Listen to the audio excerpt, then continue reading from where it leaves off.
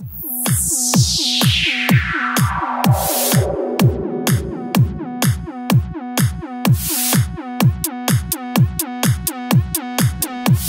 and we're recording in 3, 2, 1. Hey Connect to Mason readers, my name is Ruben Jones and I'm the new executive editor of ConnectToMason.com.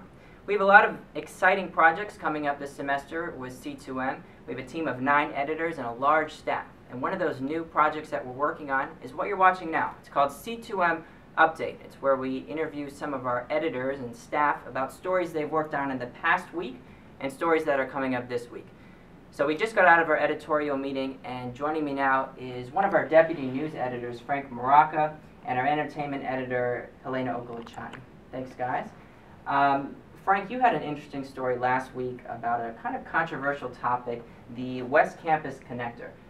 When is that project supposed to start, and how much of an impact is it going to have on commuters? Well, the construction timeline for the road hasn't really been hashed out yet, so they're going to be figuring that out as the project goes on. But it was just recently called Campus Drive. That's the new road that's going to be built just south of the field house. And so one of the controversial parts about it is that it runs pretty close to a neighborhood development. And so some of the neighbors felt concerned about noise and construction and safety hazards. And so my story kind of covers some of the aspects of that. So the history of the road, it was been on the books for many years. And this year, the Virginia Department of Transportation gave George Mason $15 million to construct it. And so hopefully it will take some of the traffic off of Braddock Road and give students an easier access between West Campus and the main Fairfax campus. Great, and Helena, you had a kind of a unique story about Civil War people and then modern times and a photographer trying to mix it all together. What exactly was it, and tell us a little bit more about it. I spoke with Greg Siegel. He's a California-based photographer.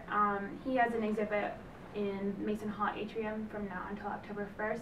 What he deals with is Civil War reenactors being placed into our everyday commercial lives. So a Staples parking lot, for example, or a highway overpass, all of these places where he took the photographs were Civil War battles that are overrun by commercialism. And he uses, his theme is on time and our relationship to the present and the past. And he also has on display his other photography collection called Superheroes, which deals with the same concept of past and present, dealing with wannabe actors who come to Hollywood with these huge ambitions of what they see in the films and end up becoming the superhero people that tourists take pictures with, and their dreams are never realized. So what he does is he takes those people in their costumes and he photographed them doing everyday mundane things such as household chores, doing your laundry. So there's a photograph of Spider-Man hanging up his laundry and the view of Los Angeles. So it's really great photography, and it's on display again until October 1st. Great, and we've got those photos that go along with the story on Connect to Mason. Kind of cool to look at.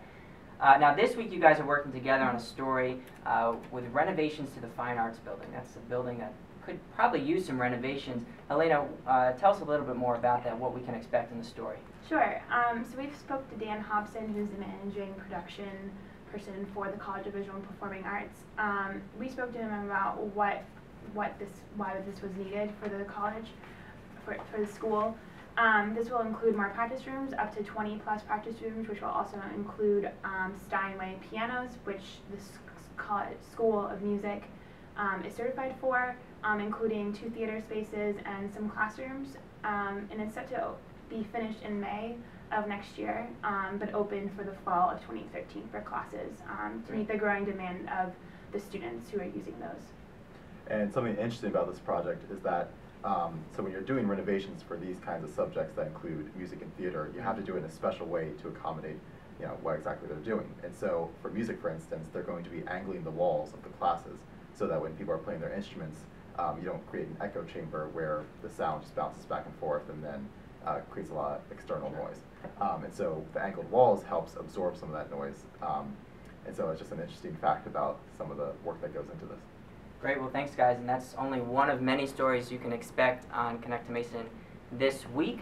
That is the C2M update for this week. We'll look for you next week, and just a reminder, we're still looking for a few positions at Connect to Mason, including beat reporters, graphic designers, all sorts of things. So check out Connect to Mason, and we'll see you next week. Bye-bye.